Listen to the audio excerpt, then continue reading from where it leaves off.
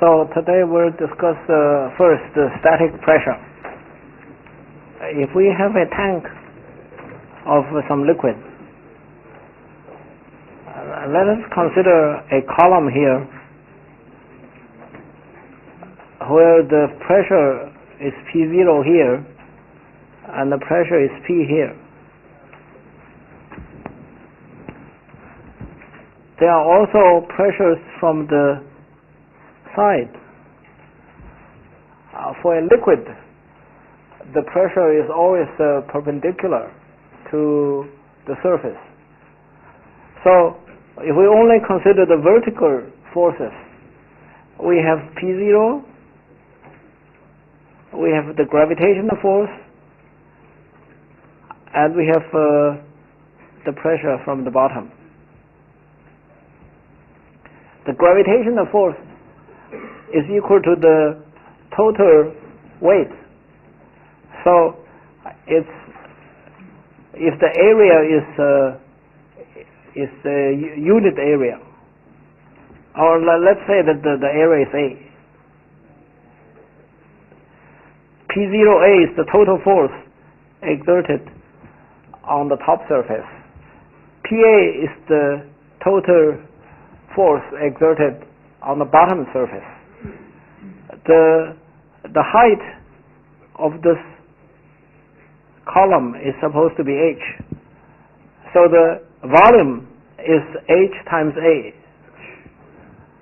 The volume times the density is the mass.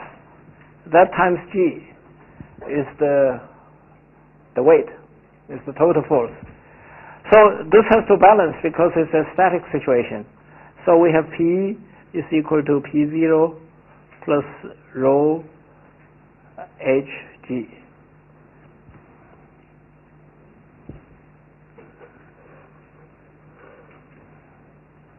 And this is equation 15-8.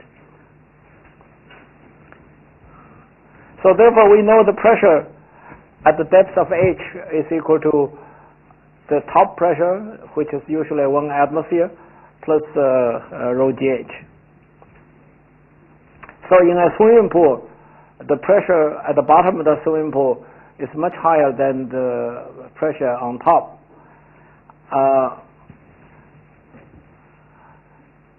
Does anybody know at what depth would the pressure be 2 atmospheres? It's about 10 meters. For water, the density is equal to 1 gram per cc. And you put that in, it's about 10 meters. So after 10 meters of water, the pressure would increase by 1 atmosphere.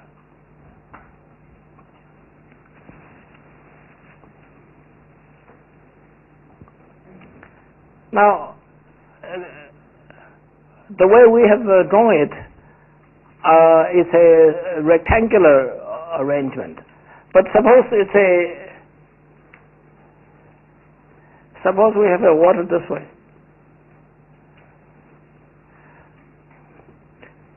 Then when we talk about the pressure here, that pressure is increased by rho gh, and that is h. So remember, h is always the vertical distance. You don't take this oblique distance. Is that clear to everybody?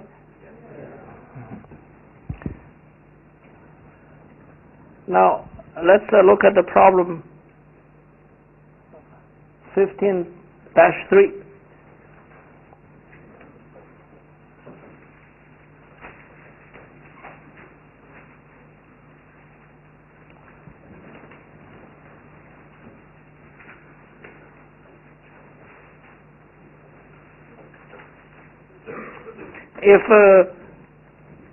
If you have a U-shaped tube where is water on this side and it's oil in here, this area is oil.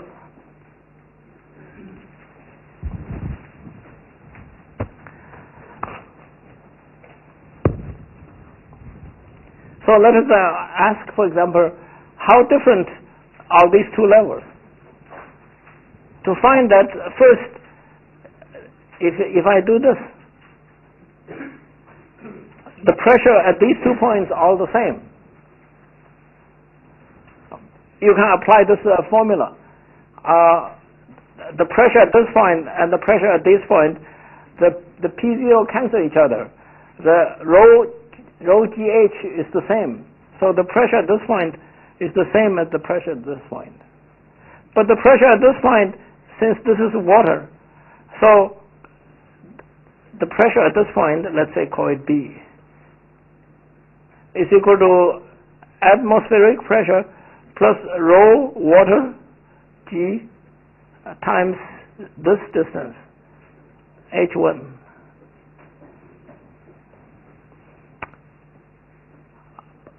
But the pressure at B is equal to the pressure at C.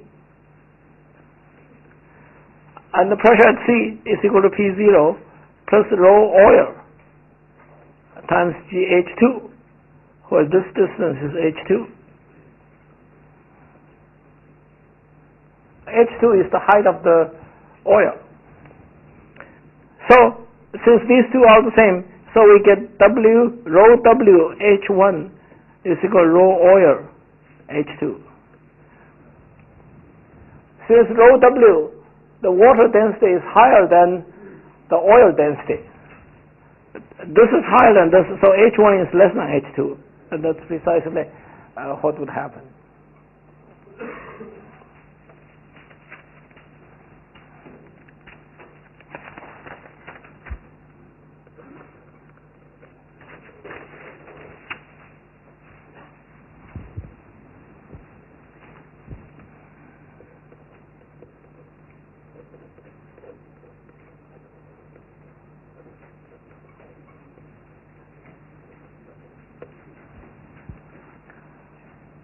Pascal principle, and that's the principle of a hydraulic lever. A hydraulic lever is a very common arrangement. You have a small tube here, you have a big area here.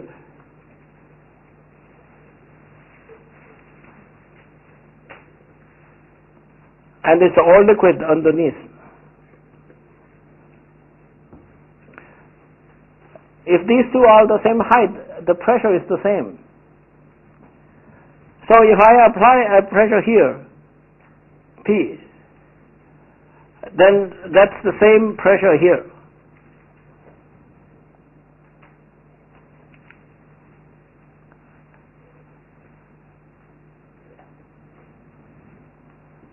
But if the area here is A, the area here is A prime, then the total weight here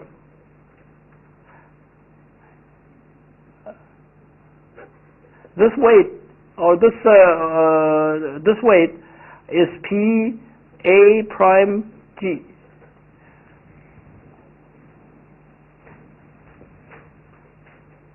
If A prime is very large,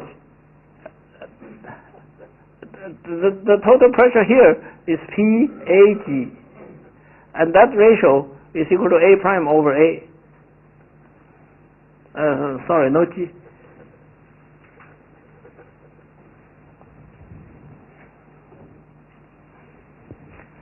Because of the two pressures are the same, so therefore the forces are proportional to the area. And if this area is very large, you have a very large area. So that's the hydraulic brakes all follow this principle. You have a small tube, you exert a pressure on it, and then it can sustain a very large weight. But of course, if you do work on it, then if you press this down by 1 inch, if this area is very large, this displacement is very small. So you gain by having a much larger force, but you have to press a large distance. If you want to do any work, then you have to press a large distance and raise this side by a small distance. So you don't gain in any work, but you gain in any force. Does everybody understand this point? So the hydraulic pressure is not one for which you magnify the work. You can magnify the work because there's conservation of energy. But what you can magnify is the force.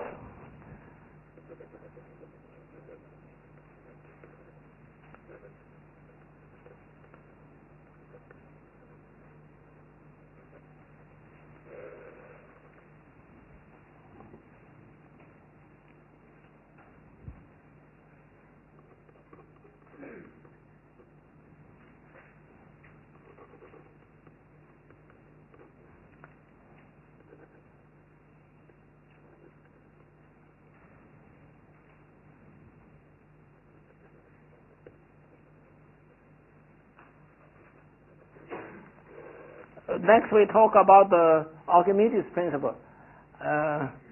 Please read this. I'm sure you have all learned this in high school.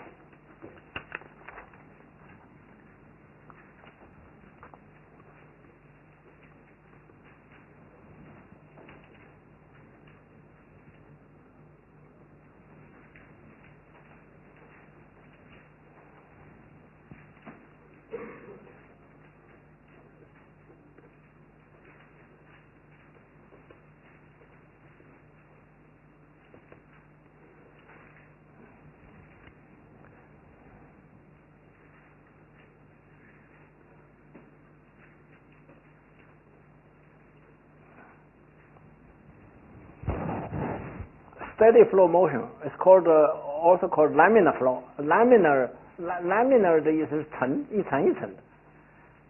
So, 假如 if you have a tube， 像一个水管子 ，if you apply pressure on the side, then the water would flow inside, but the water near the surface would flow with a zero velocity because there's friction. The contact with the tube would slow down the water, but the water in the center would flow rapidly. So if you plot the velocity, this is the tube, you would get a velocity which looks like this. The water in the center flows fastest. The water on the edge flows slowest. So you can think of the flow as many layers. Each layer is a tube, and the center tube would be flowing fastest. And that is a typical laminar flow.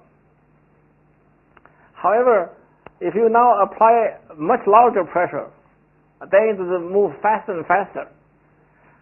And when it reaches a certain speed, it becomes turbulent.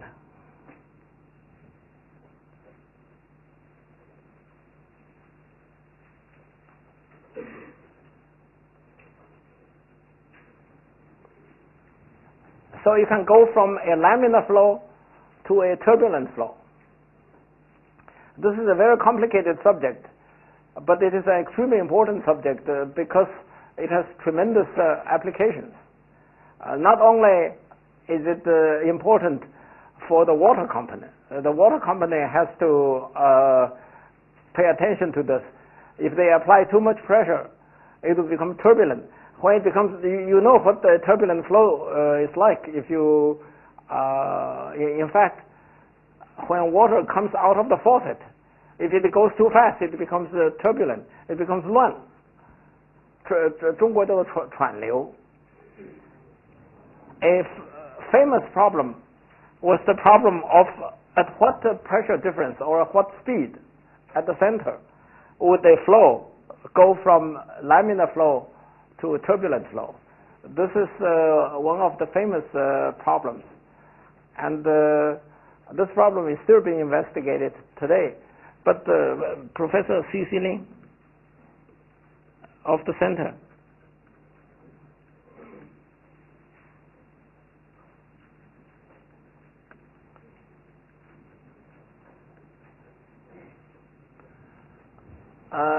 was one of the early important contributors to to the field.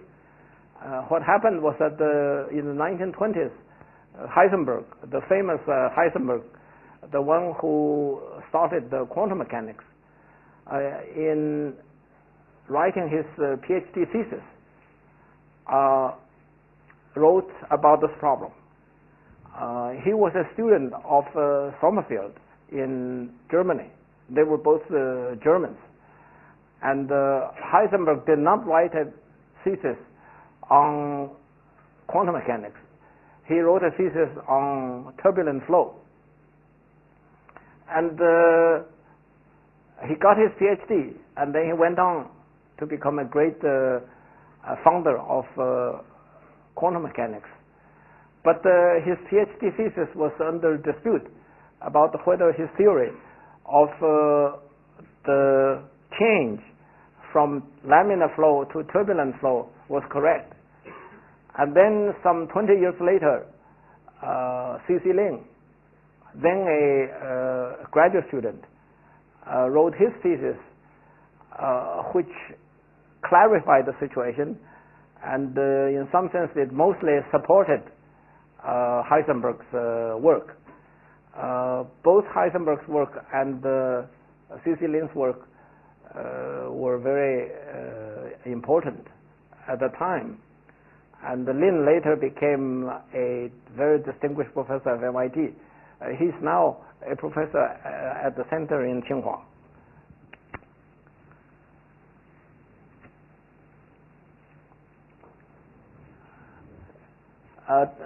The turbulent flow is especially important because of the airplane industry. When an airplane flies very fast, there's turbulence near the airplane, especially under the wings, and that turbulence creates an energy drag because the turbulent flow consumes energy, and so therefore, in order to save fuel, you have to understand the theory of turbulent flow. So it is a very important subject, and in departments of aerodynamics, turbulent flow is one of the most important subjects.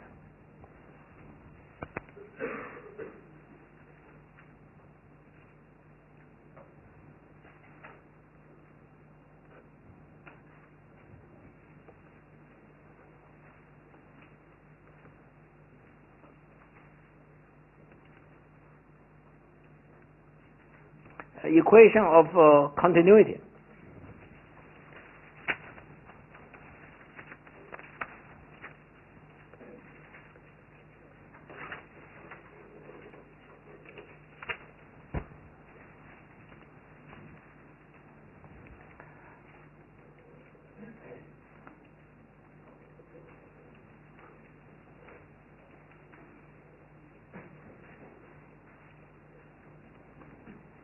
If you have a tube where this can be a tube inside a big tube, so what I'm drawing are the lines of flow.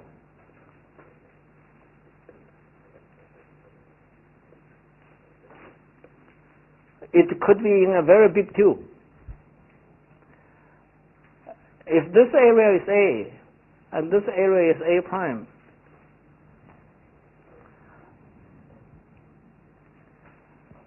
and we are talking about a incomprehensible flow. An incompressible flow.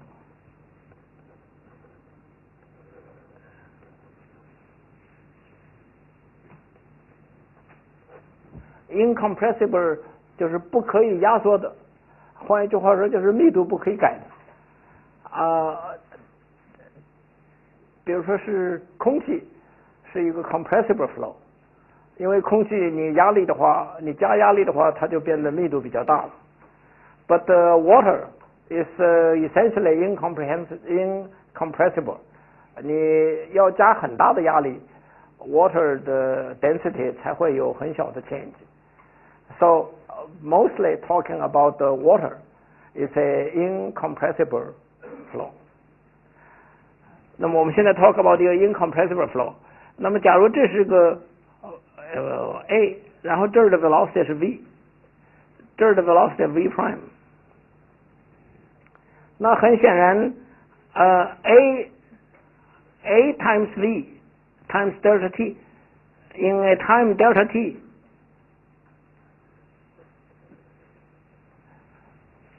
you would have a distance of v delta t times an area.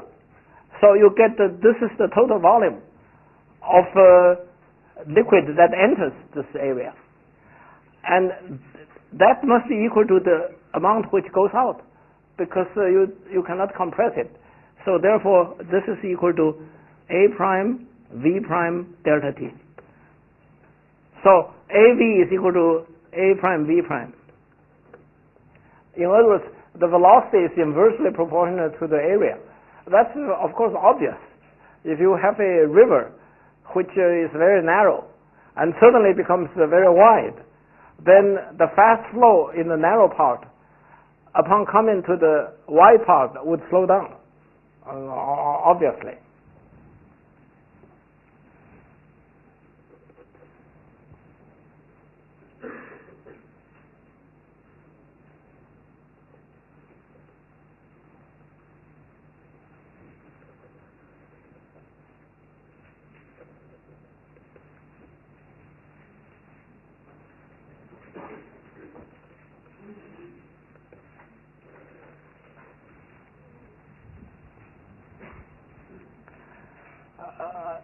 Bernoulli was a very distinguished family. That family produced a number of important mathematicians and scientists. There is a chapter about the Bernoulli family in the book that I had recommended to you, called The Man of Mathematics. And the Bernoulli's equation is something like this.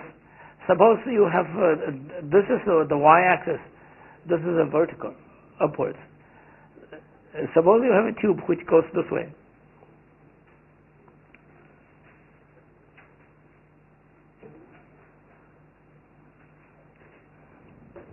Let us consider a flow which goes this way. And we already know that the area here is smaller, the area here is larger, so therefore the velocity here is larger than the velocity here. So let us say after a delta t, this plane goes to here.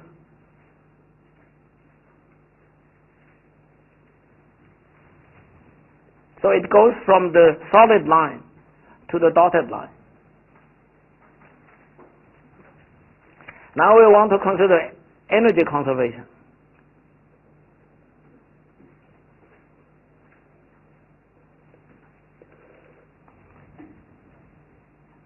Again, these are not necessarily, we are not thinking of it as a tube. These are the lines of flow. So the whole thing may be in a very big vessel. And but there's a laminar flow, so they are flowing smoothly.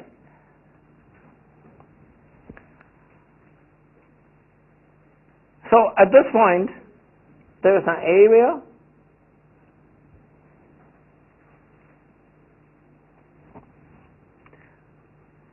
there's A1 and here is A2. At this point, there's pressure 1, there's a pressure 2. At this point, there's V1, there's V2.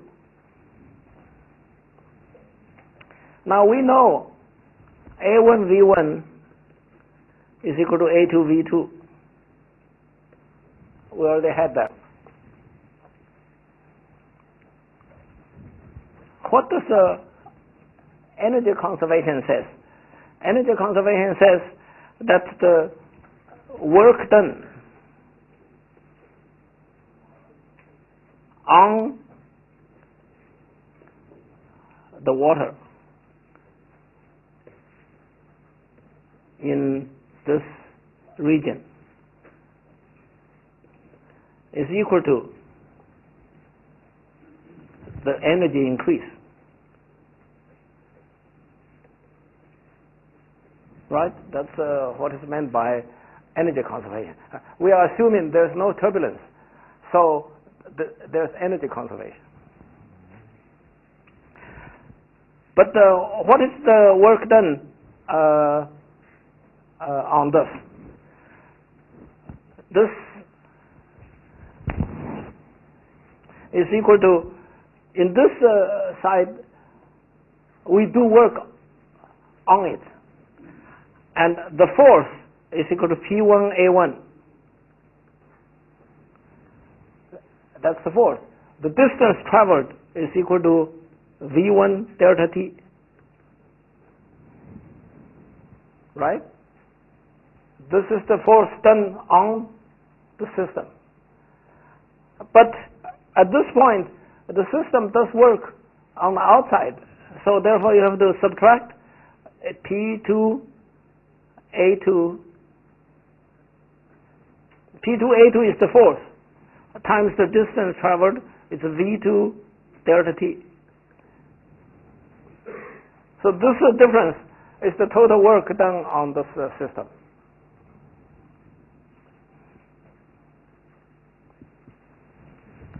Now, what is this one? What is the energy increase? The energy increase is the energy in the middle is not changed. Before delta T and after delta T is the same. The material may have changed, but it's the same amount of mass moving with the same velocity at every point. So there is no change. The only change is that in this area and in this area, or in this volume and in this volume. So what is the change? The change is the total. What is the total mass of it? It's A1 V1 delta T. That is the volume times rho. That's the total mass. The total mass times 1/2 V1 squared minus V2 squared. V2 squared minus V1 squared.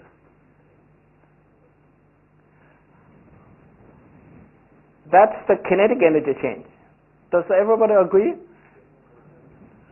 This part is the mass. 1/2 m V squared is the kinetic energy. So this part is the kinetic energy here, and this part is the kinetic energy here. And so it's the kinetic energy increase is that, plus the potential energy increase. The potential energy increase is the same thing. It's the same mass plus it's the rho GH or it's mgh. So G times Y2 minus Y1.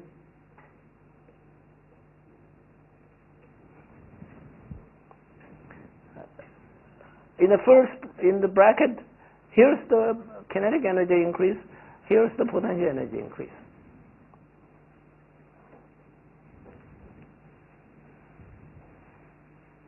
So let's write it out. We have now delta V. Let's write V.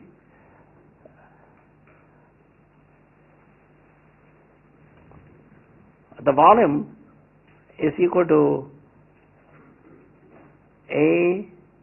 A1V1 delta T, and it's equal to A2 V2 delta T. So if I rewrite this equation, I get P1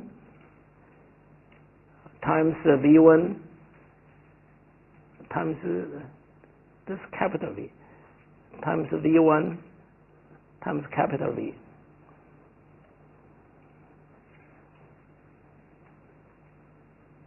No. The P1 capital V minus P2 capital V is the left side. Is equal to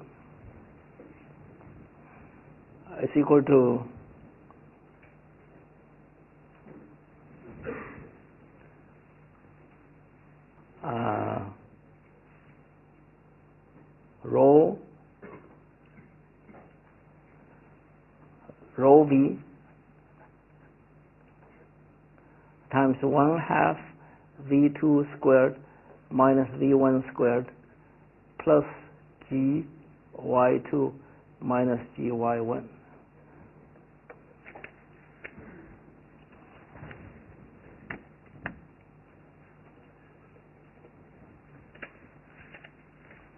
So if you cancel the v, you get P1 minus P2 is equal to rho 1/2 rho v2 squared minus v1 squared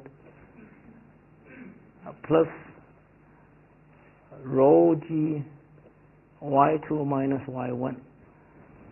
Or you get P1 plus 1/2 rho v1 squared plus rho g y1 is equal to P2 plus 1/2 rho v2 squared plus rho g y2.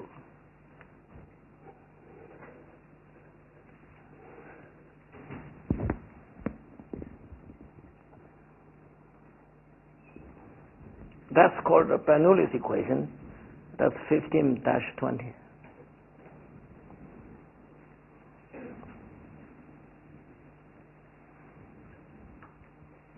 This is a very useful formula. For example, let us take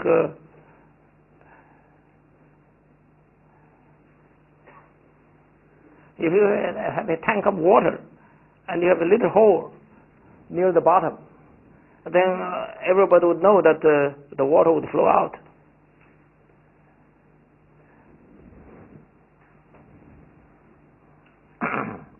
This is a sample problem.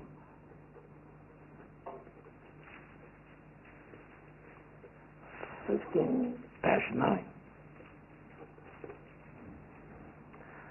So let us apply. We assume that this is a smooth flowing. If it is too large a height, it could become turbulent. But let us have a not too large height. So suppose this drop of height is h. So we take this point to be 1, take this point to be 2. At 1 there's the atmospheric pressure plus the original velocity of 1/2 rho v1 squared. But if this is a very small hole, the surface drops down very slowly, so we neglect this. Plus rho g h is equal to the pressure at this point is rho 0, is P0, again atmospheric pressure, plus 1/2 rho v2 squared plus 0. So since P0 cancels P0, we get the rho gh is equal to 1/2 rho v2 squared.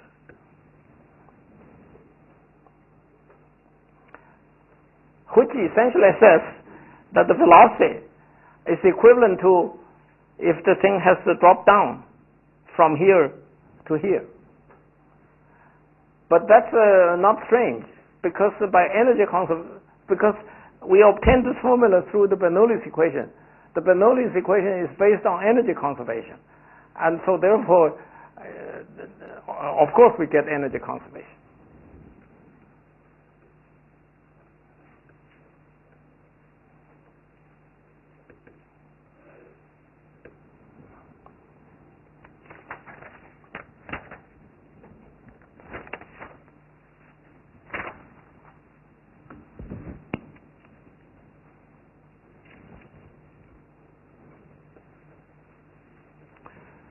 I advise you to read chapter 15 very carefully. There are a lot of little discussions. I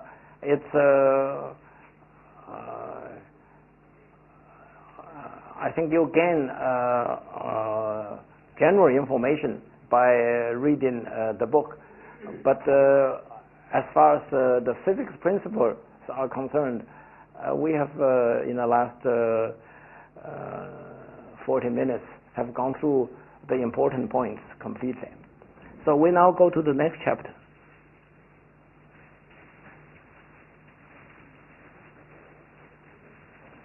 Chapter 16, oscillation.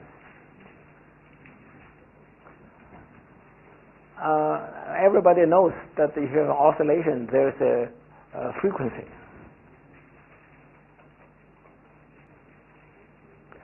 There's a unit which is called a hertz.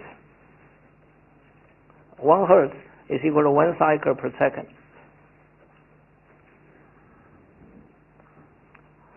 And if you have a clock, the pendulum usually has a frequency of 1 hertz, 1 cycle per second. When you talk about cycle, it has to return to the original point.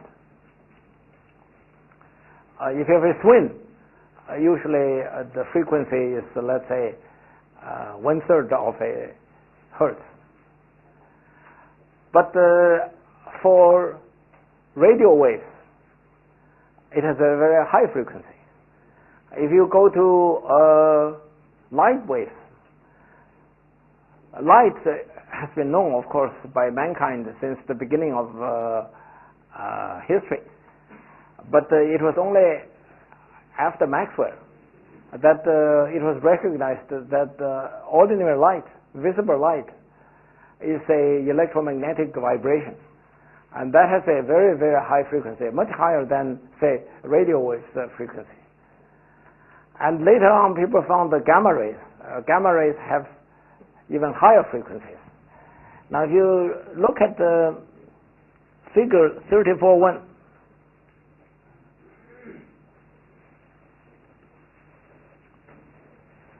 of the book, it has a spectrum of various vibrations. These different vibrations go from very slow ones to very, very high frequencies. The highest frequencies are gamma rays or hard gamma rays or cosmic rays. Cosmic rays, some of them have enormously high frequencies.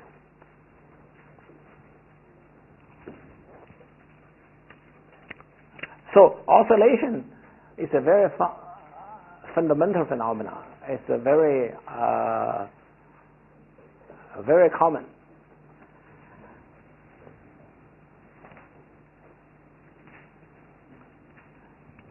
Now, in the book, it writes a typical one-dimensional oscillation.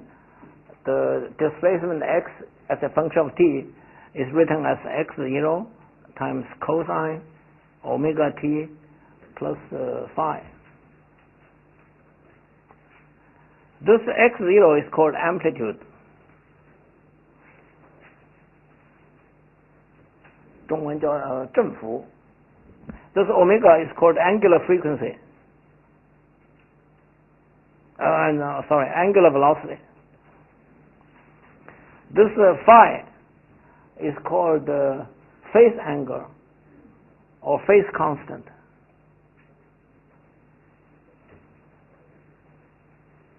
Or phase constant.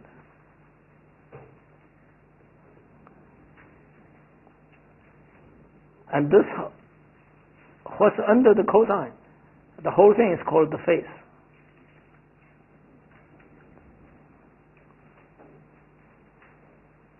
The phase would usually go from 0 to 360 degrees to 720 degrees, and so on and so forth.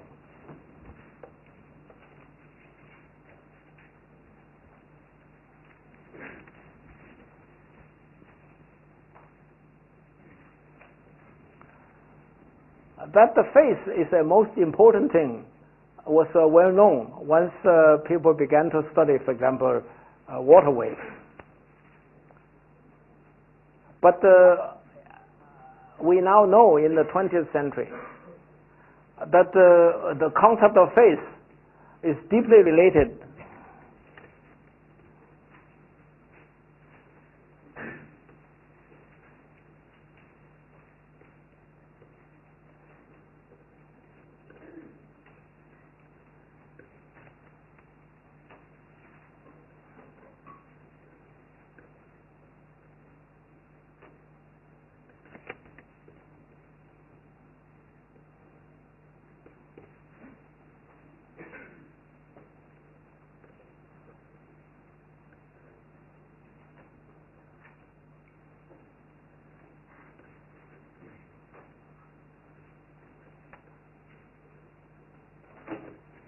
the concept of phase is related to the mathematical structure of the fundamental forces of nature.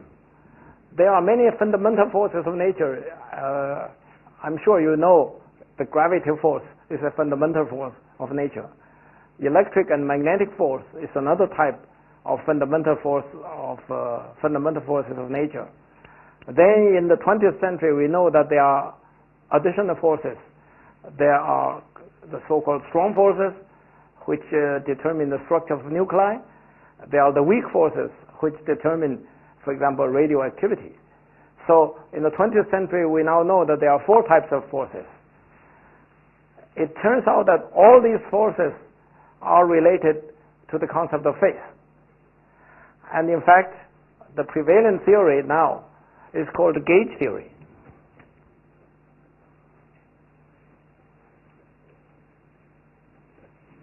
中国叫做规范场规范理论。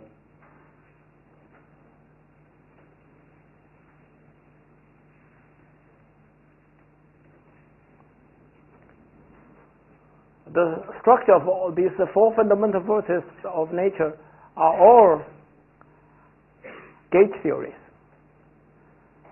But gauge theory is a wrong name. 这英文有一个字叫做 misnomer。Normal 的意思就是讲命名 ，mis 是错误 ，misnomer 的意思就是一个错误的命名，根本当初不应该叫 gauge theory， 应该叫 phase theory。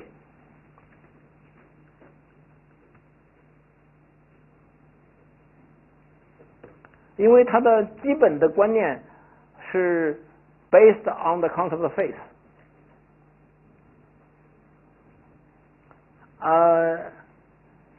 我在今年的年初I gave a talk in Germany, in Ulm. Ulm is the small town where Einstein was born 125 years ago. They had a celebration for the 125th birthday of Einstein.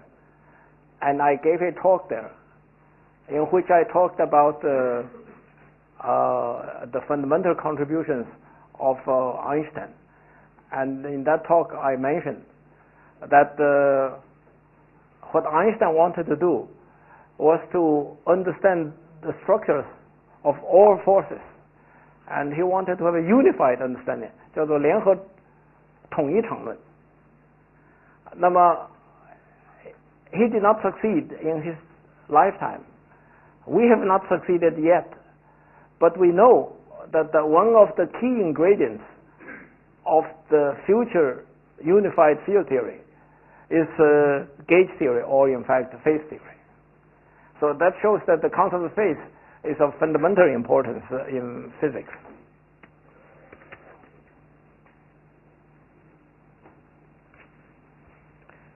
Now, the equation that gives rise to the phase is, of course, the simple equation.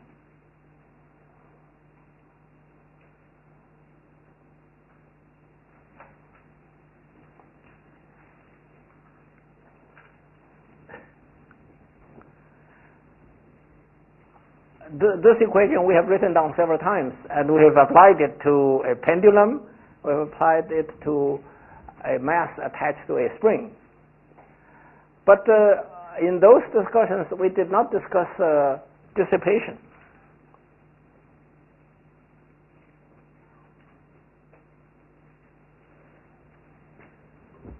in those examples that we discussed, either a simple swing or a compressed swing, there was energy conservation. But in actual practice, all motion encounter frictions.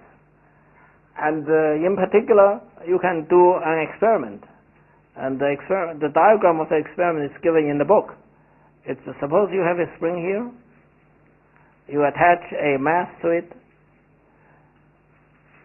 But you now produce some larger friction than given by air.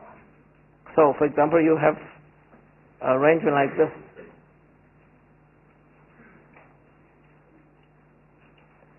You attach an object to the mass and then immerse that object in some liquid.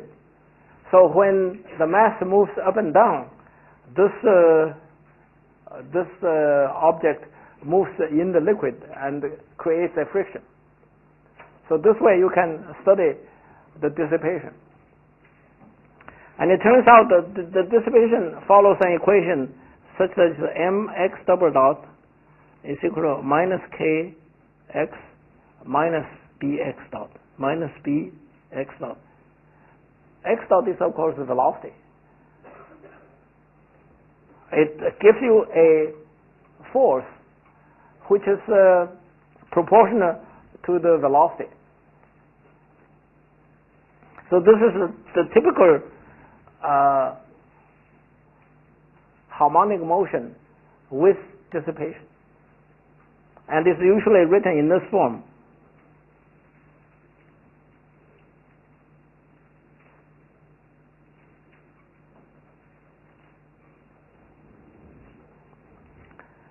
Harmonic motion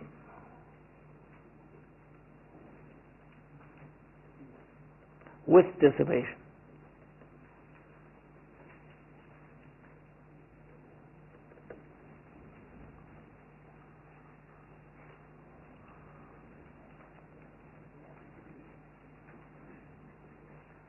Why do we call it the dissipation? Let us try to look at the energy balance of this equation. We have looked at harmonic motion before, and we have written the conservation energy equation. How did we obtain that? We take this force equation and multiply by x dot, by velocity. So we now do the same. We get m x double dot x dot is equal to minus k x x dot minus b x dot squared. But this is equal to ddt of 1/2 mx dot squared. Is equal to minus ddt of 1/2 kx squared minus b x dot squared. Or is ddt of the kinetic energy, that's this term, plus potential energy, that's this term, is equal to minus bx squared.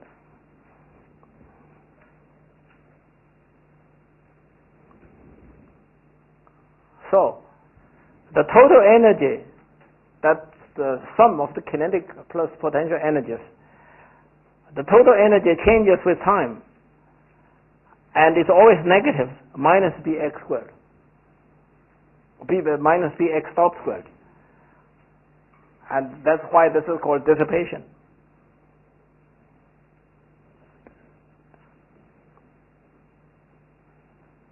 It's dv squared. It's proportional to the velocity squared.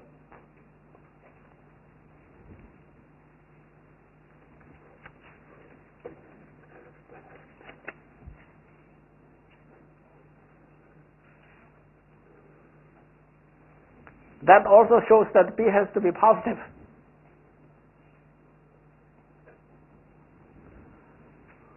Because dissipation always decreases the total energy.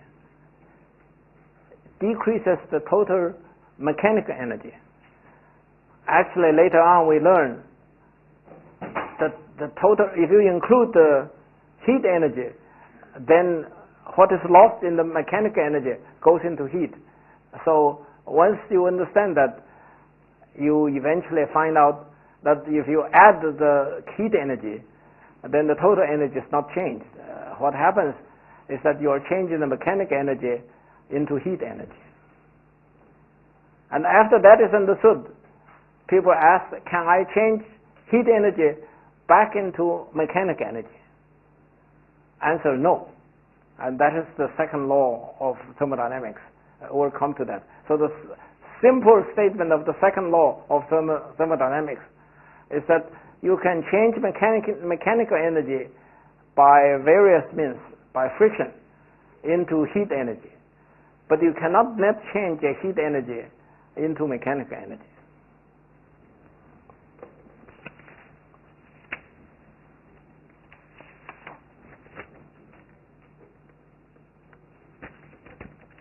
Okay, now we want to deal with the mathematics of this boxed equation, the harmonic motion with dissipation.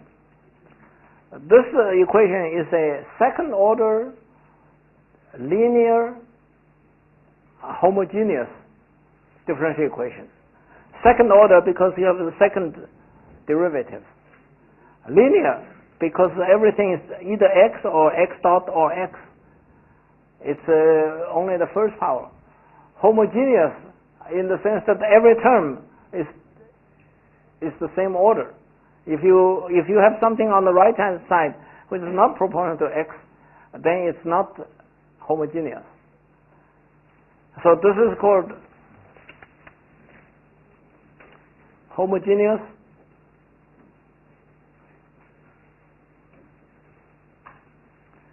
linear differential equation of second order.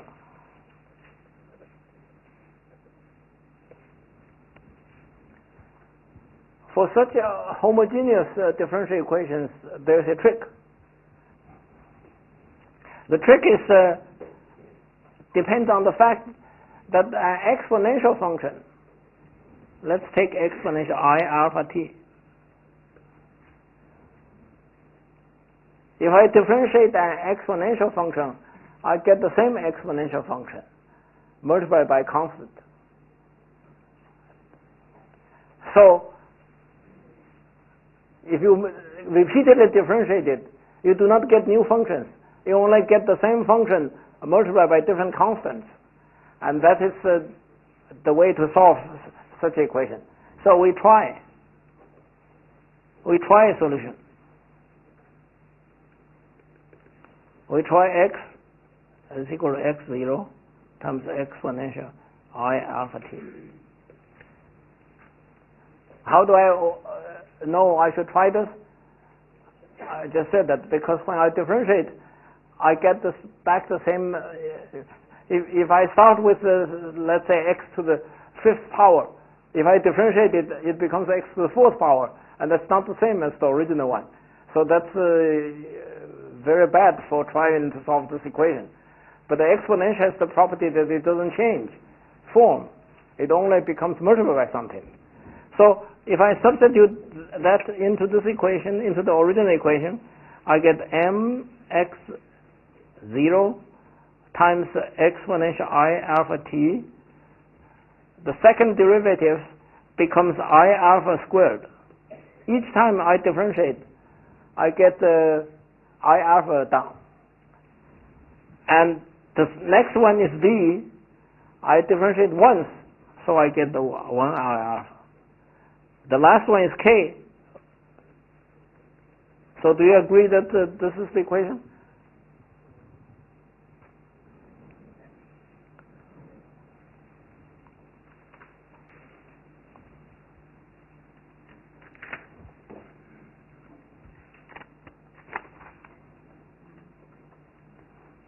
So that means I get, this is not 0, so this has to be equal to 0. So I get minus alpha squared plus I b alpha plus k is equal to 0. no more x. So that determines alpha. So this is a quadratic equation, so we get alpha is equal to, m, and this is wrong.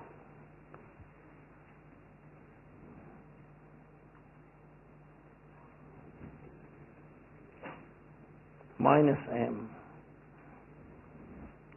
So it's equal to 2m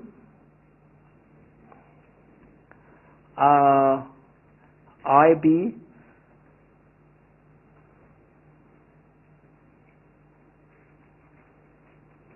plus minus square root of minus b squared, or IB squared minus plus 4mk.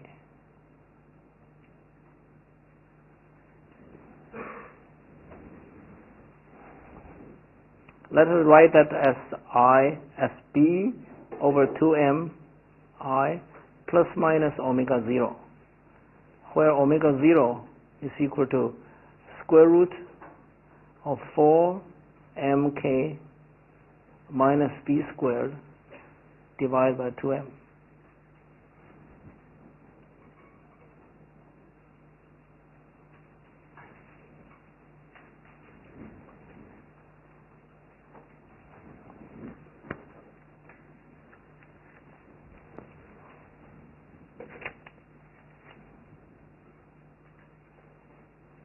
Did I make a mistake?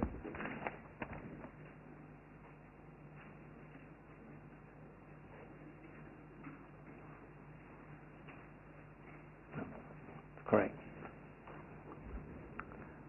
So I can take either the plus sign or the minus sign. So let's first take the plus sign. If I take the plus sign, I get x is equal to x0 times exponential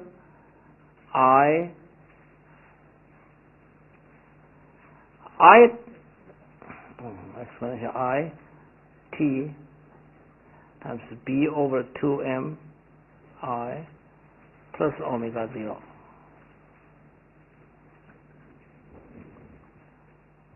And that, according to what we just did, it's a complex solution, but it is a solution. However, if I take the minus sign, I would get this.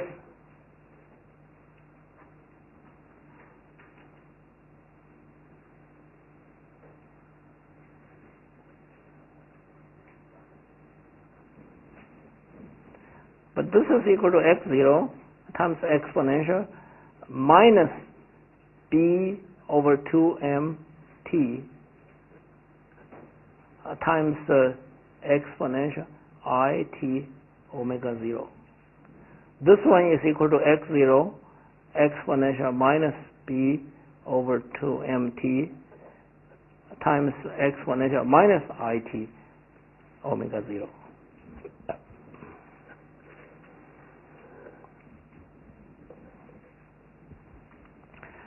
So I get two solutions.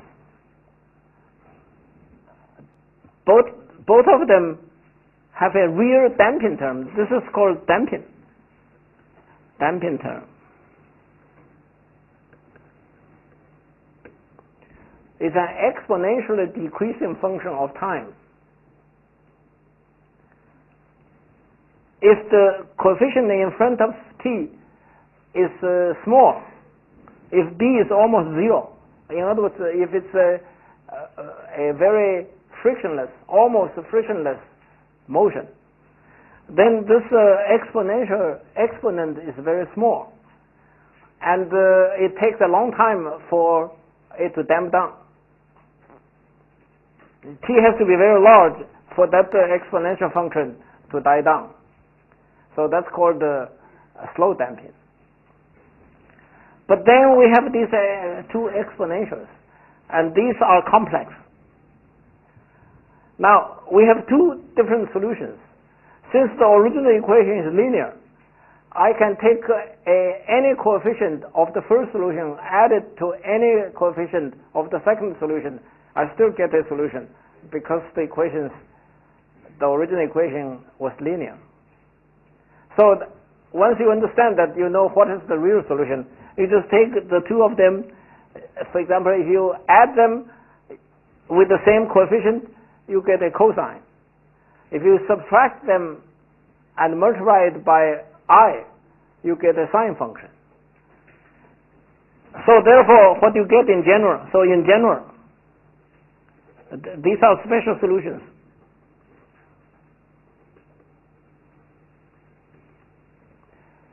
The general solution is a linear combination of the two, and so the general real solution is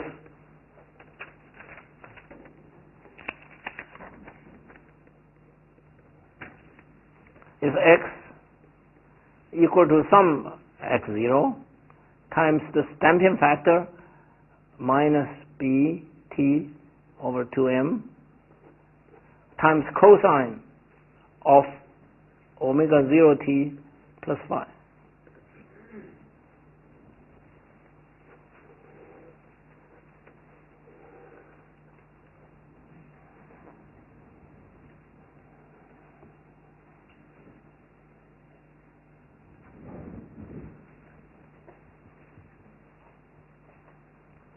Does everybody understand this last step?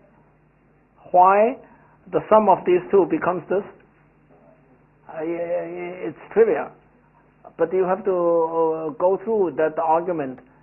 So to think of it, you have to be totally familiar with why those two special solutions, when you multiply by proper coefficients and add, it comes to this form. This cosine of two things can be expanded into a cosine term plus a sine term, and each of them can be written as the linear combination of these two, and vice versa. Any real linear combination of those two has to be of this form. Now, if I plot this curve, first I can plot this exponential function. This exponential function goes like this.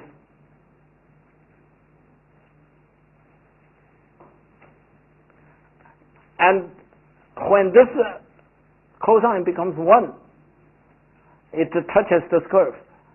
When cosine becomes minus 1, it touches the reflected curve. So the x oscillates between these two. So therefore, you get, when t is equal to 0, this term is 1, so you get some phase. So you get something like this.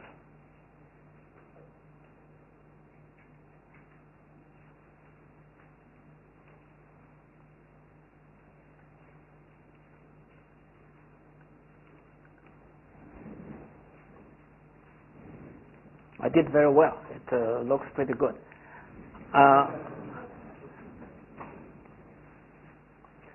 All oscillations follow this. If you have a very small damping, then you can go on and on and on. The book has a diagram with a much smaller damping than what I had. How do you count the damping? You count the number of oscillations before it goes down by a factor of 2. And this one damps down maybe after 6 cycles. In the book, I think that one has maybe it damps down by a factor of 2 only after maybe 20 cycles. But now one can make oscillations with very, very small damping, such that you can go to billions of oscillations without any real change of the amplitude.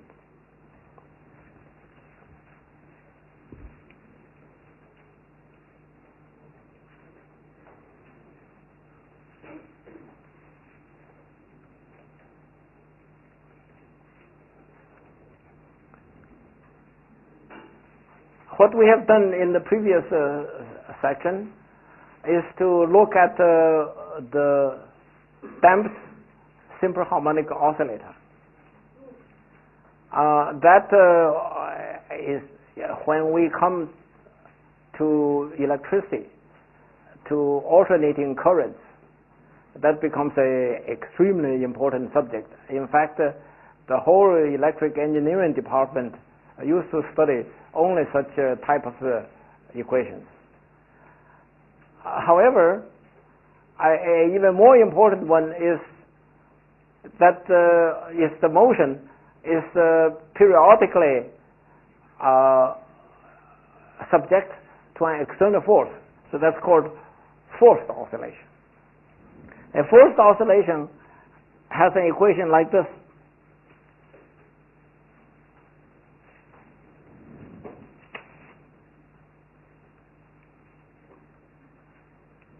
But it has something on the every term in here is a force, of course, because m x double dot is a force.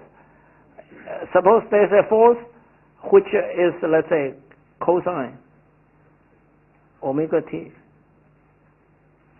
plus, let's say, phi 1. This omega is the external frequency.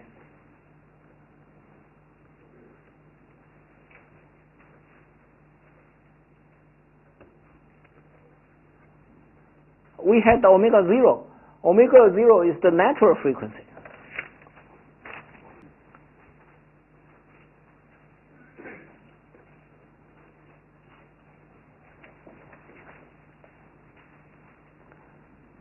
Omega this external frequency may or may not be equal to omega 0.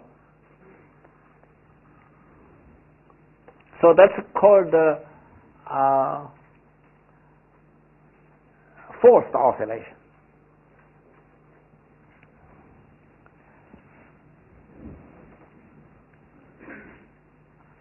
So we now want to find a solution of this equation.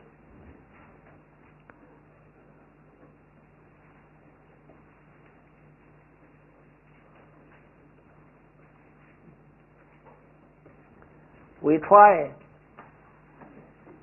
It's clear that learning from what we had done before, we should again use complex variable and only worry about how to add the solutions, add complex solutions to eventually make it real. Why do we do that? Because the exponential function, exponential I alpha t, has the nice property that every time you differentiate, you do not change the form of the equation. So should we try exponential I alpha t? No, because if we try exponential I alpha t, the x double dot is exponential I alpha t, x dot is exponential I alpha t, x is exponential I alpha t, but on the right hand side it's exponential I omega t, and that doesn't work. You get an equation which the left side and the right side do not match. So what should we try? Obviously we should try exponential I omega t, because then every term is I omega t. So we are going to try x equal to x0 exponential I omega t.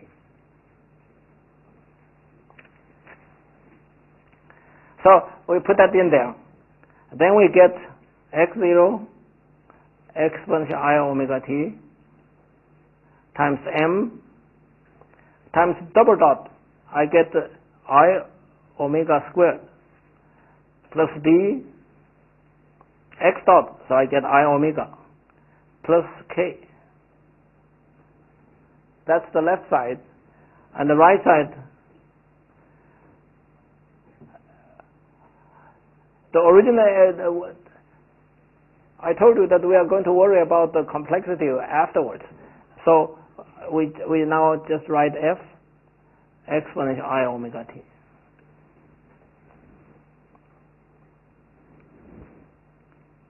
So that's a brilliant idea, because both sides have exponential I omega t. So therefore,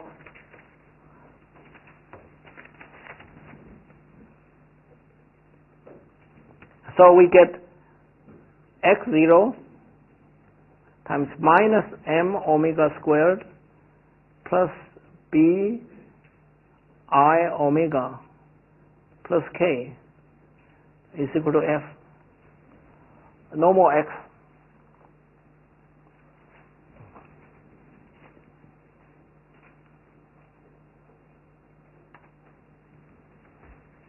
So x0 is equal to f divided by minus f divided by m omega squared minus b I omega plus k.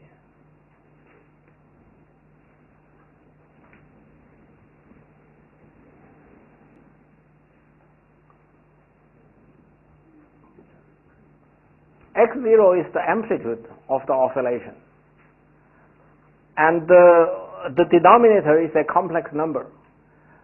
To understand how this complex number looks like, let's call it D defined to be m omega squared minus b I omega plus k.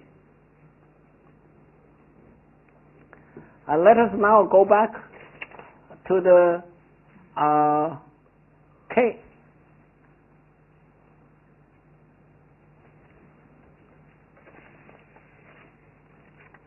Now we had the equation before, namely k is equal to m alpha squared minus ib alpha. Previously we had an equation for k. K is equal to m alpha squared minus ib alpha. So I substitute that in there, I get m omega squared minus b I omega plus something's wrong. Just a minute. Did I get a sign wrong? Yeah.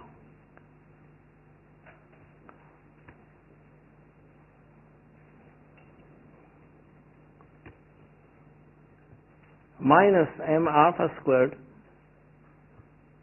plus b I alpha. So that is equal to m omega squared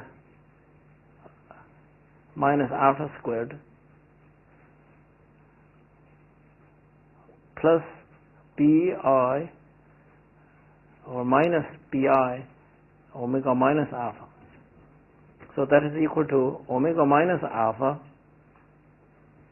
times m omega plus alpha minus ib.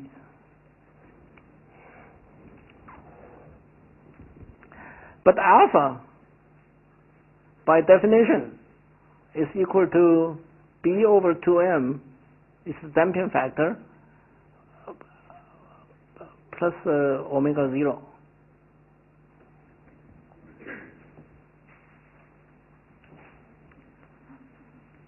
So I substitute that in there.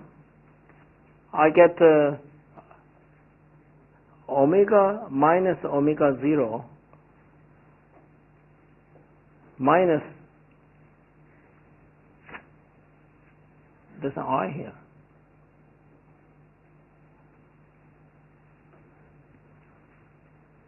minus b over 2m I times m omega plus m omega 0 minus b over 2i plus b over 2 minus ib.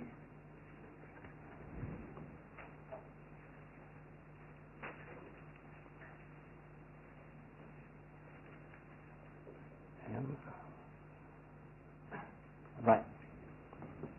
Which is equal to omega minus omega 0 minus b over 2m I times m omega plus omega 0 minus ib over 2.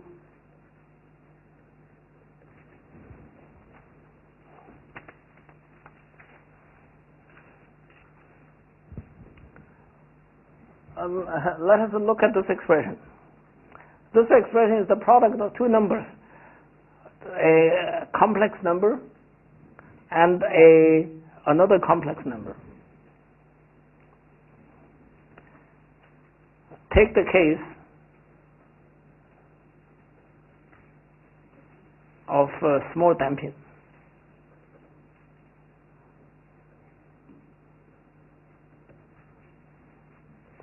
I.e., omega is much bigger, b over 2m.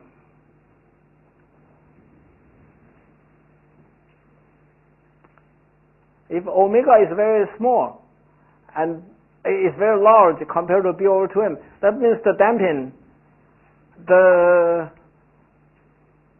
you oscillate.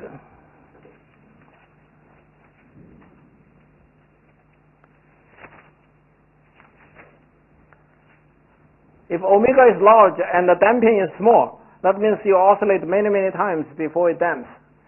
So let's take that case. If that is the case, you see that this term is small. And that means, we'll come back to that. Here, omega and omega 0, so omega and omega 0 are both large. We consider omega to be near omega 0.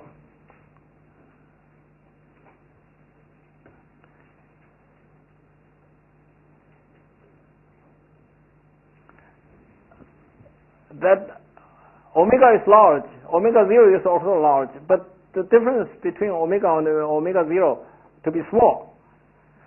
That difference may be of the same order as this damping term. And here you see this is a large number, this is a small number. So d in that case is equivalent to, is approximately equal to omega minus omega 0 minus b over 2m I. This is a small number, this is a small number, and this IB is essentially 2m omega 0. Because this is small and omega is so equal to, approximately equal to omega 0. So you see that what is this d?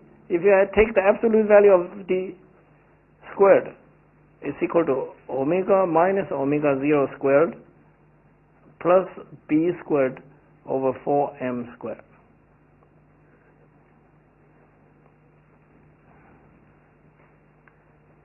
If I now take the square root of this,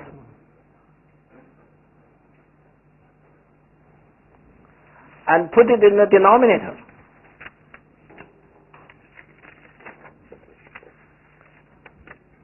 the x0 absolute value is equal to f absolute value divided by d absolute value, and that's equal to f absolute value divided by this number.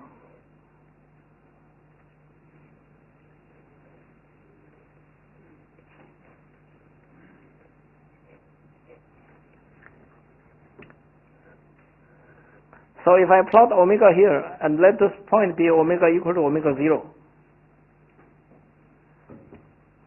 then this expression, 1 over this expression, the amplitude is like this.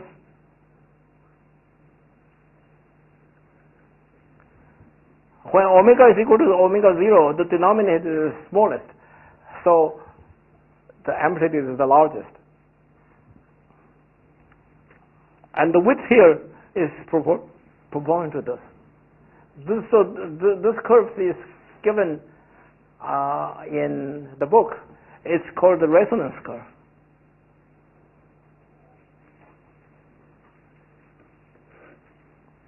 So let me put it in words. We have a oscillator which naturally oscillates with a frequency, and that frequency is called omega 0. I now apply an external frequency on it which may or may not be the same as omega 0.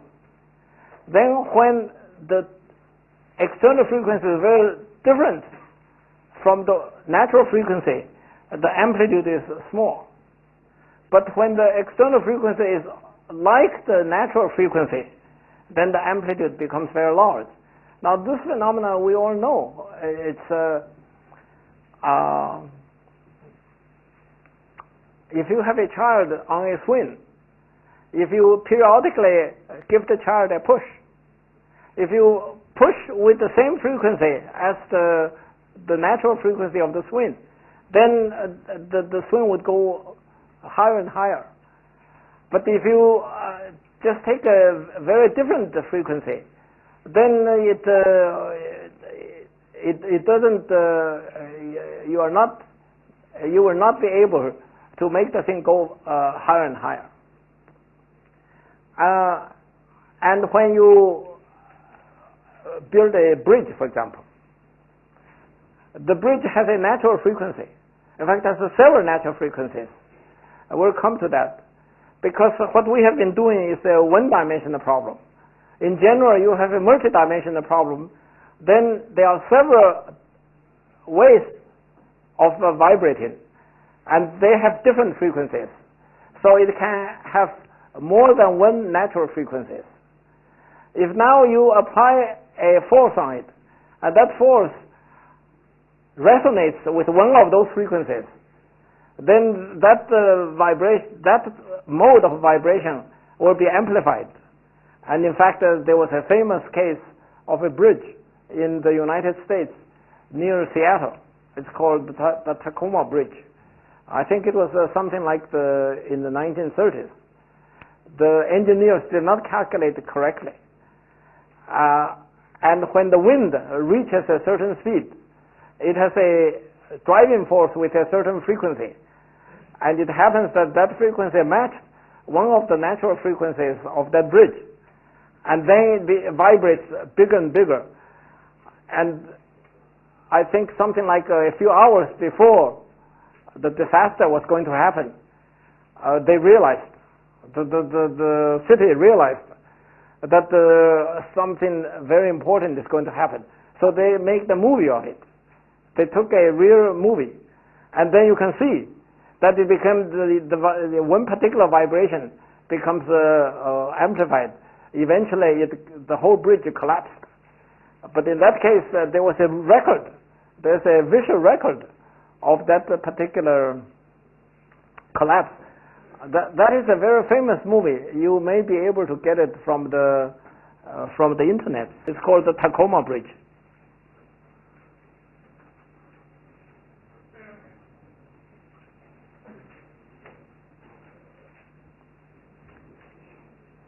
So, the engineers in constructing anything had to estimate for every mode of vibration the natural frequency, and then try to do it in such a manner that any external forced vibration of frequency would not be close to any of the natural frequencies, to avoid the disaster.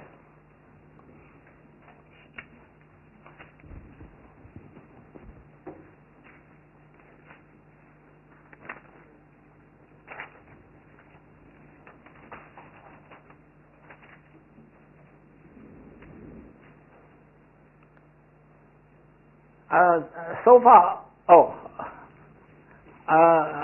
at this point, we have a complex solution.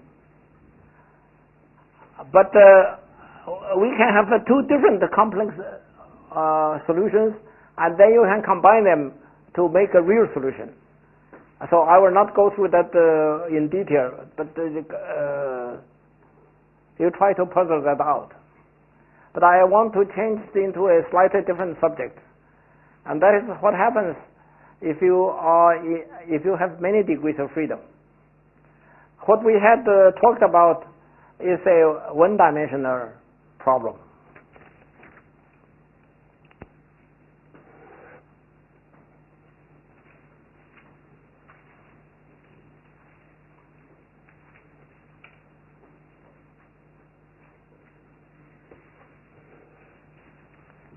First, let's talk about the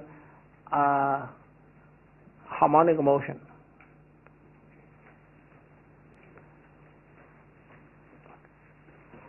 Harmonic motion for small amplitudes.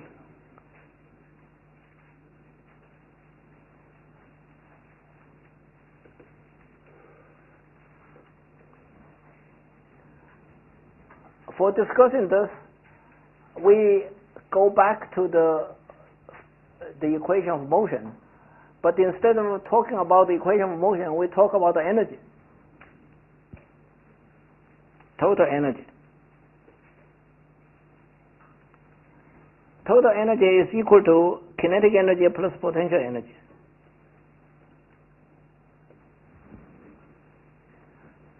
If you have several degrees of freedom, for example, you have a body like a molecule, it has several degrees of freedom.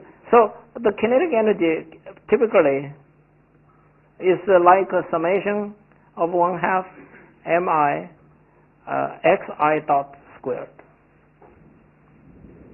where xi, for example, you have a molecule. Each molecule has a fixed position when it's not vibrating.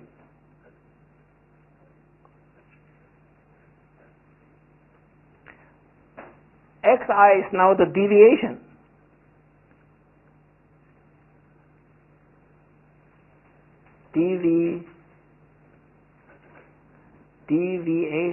Deviation from equilibrium position.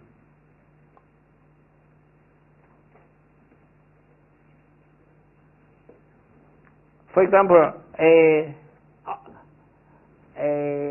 water molecule consists of 1 oxygen and 2 hydrogens. Because of the force structure, it has a certain angle. So this is the position at rest. But when it starts to vibrate, each of them moves. So this one, so you have 3 xi's, which are the deviations of the oxygen from its rest position. And you have 3 for this, 3 for this. So you would have altogether, to start with, 9 x's. So you have x1 up to x9.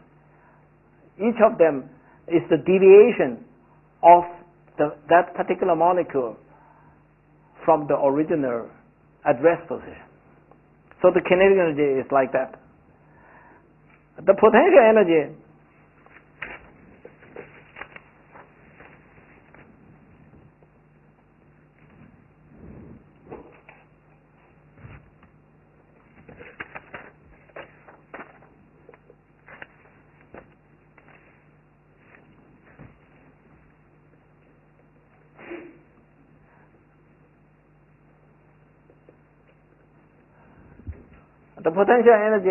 you expand into a power series of that x.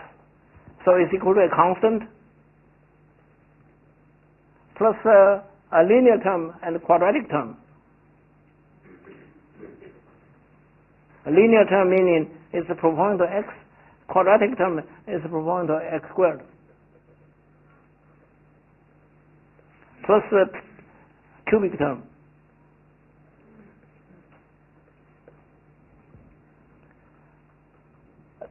The constant doesn't matter, or energies, because you usually take the derivative of the energy, so therefore that constant drops out. The linear term has to be 0, because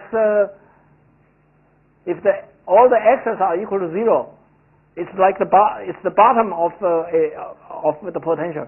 So this term is equal to 0 because x I equal to 0 is the static situation.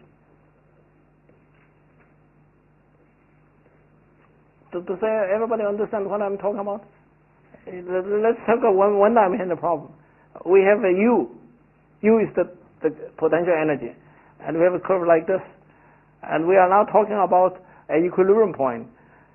At the equilibrium point, the potential energy is a quadratic expression. No linear term. If it's at this point, there's a linear term. But that's not a point of equilibrium. At the point of equilibrium, the linear term always vanishes. So that's what I'm talking about. Because that's why this is 0. So therefore, we only have a quadratic term. And these cubic terms for small vibrations are very small. So we also drop them. So the potential energy becomes essentially just a quadratic expression. In other words, the potential energy is equal to is equal to summation aij xij. That's a quadratic expression. A quadratic expression like this can be written as a matrix. It's x times the a times x.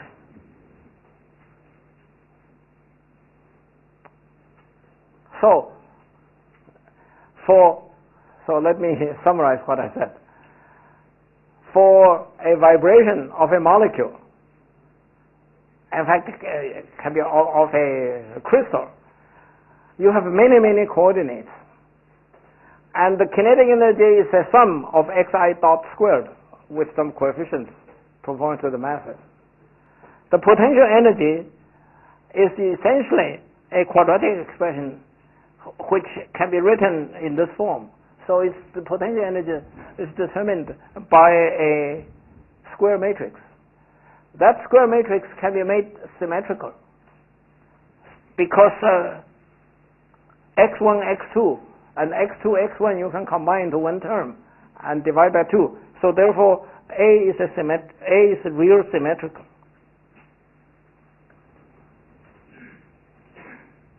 A real symmetrical matrix by a linear transformation can become diagonal. We have used that theorem. So that means if I change from the x, which is a series of x's, into x prime. So I write x as gamma times x prime. I transform x into x prime. Then, in terms of x prime, it becomes diagonal. In other words, the potential energy in x prime becomes omega 1 x1 squared plus omega 2 squared x2 squared, no cross term. And these omega 1, omega 2, omega 3 are the natural frequencies.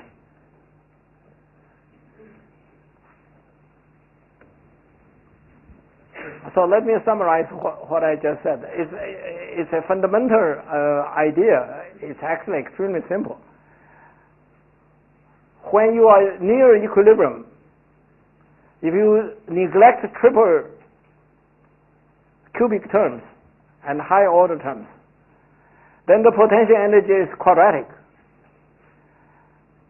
Any quadratic form can be diagonalized, and the diagonal coefficients are the natural frequencies. So when you have the Tacoma bridge has several motions. It can do this, it can do this, it can twist. So the engineers have certain approximations of a certain number of frequencies. I don't know how many. And they can calculate that matrix and can diagonalize it. So by computation, they can know the natural frequency. And the trick is to make that bridge such that the prevailing wind in that area would not generate a forced frequency which is near any of those natural frequencies. What I just said in the last 10 minutes is a general principle. We know that all motions, when they are small, are likely to become almost likely to become damped simple harmonic motions. And with damped simple harmonic motions, there are two fundamental quantities. One is the damping term, the magnitude of the damping term. The other is the frequency. And that, in fact, applies to all motions. Okay, thank you.